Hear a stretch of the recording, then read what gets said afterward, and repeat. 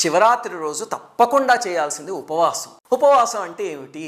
దానికి 2 అర్థాలు ఉన్నాయి. ఒకటేమో మనం అస్తమాను వాడుకునే అర్థం, మనకు అందరికీ తెలుసు ఏమిటంటే అన్నం మానేయడం. ఒక రకంగా ఏదైనా తినడం మానేసి ఉపవాసం చేయడం మంచిది. ఎందుకంటే మీరు సైంటిఫిక్గా చూస్తే కనుక శరీరంలో కొవ్వు ఇలాంటివి ఉంటాయి కదా, అవి కొన్ని కరుగుతాయి, దానివల్ల ఆరోగ్యం బాగుపడుతుంది. అలాగే విపరీతంగా తినేస్తే నిద్ర వస్తుంది తప్ప భగవంతుడి మీద మనస్సు నిలవదు. అందుకని ఉపవాసం అనే దాన్ని మన ప్రతి పండక్కి మన ఋషులు లింక్ చేసి పెట్టారు. కానీ గుర్తుపెట్టుకోండి, అలా మానేసేసి మధ్య బీపీలు షుగర్లు ఉన్న వాళ్ళందరూ కటిక ఉపవాసం చేద్దామని పట్టుదలతో కూర్చుని పక్క రోజు వెళ్ళి హాస్పిటల్లో చేరుతున్నారు, సెలైన్లు పెట్టించుకుంటున్నారు.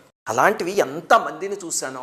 అలాంటి ఉపవాసాలు ఎప్పుడూ చేయకండి, అది మంచిది కాదు. ఇంకా రెండవది, అసలైన ఉపవాసం ఏమిటి? ఇది అన్నం మానేయడం ఉపవాసం కాదు. అసలైనది ఏమిటి అంటే ఉపవాసం అంటే దగ్గరగా ఉండడం. అంటే మన మనస్సు పరమేశ్వరుడికి దగ్గరగా రోజంతా ఉండగలిగితే దాన్ని ఉపవాసం అంటారు.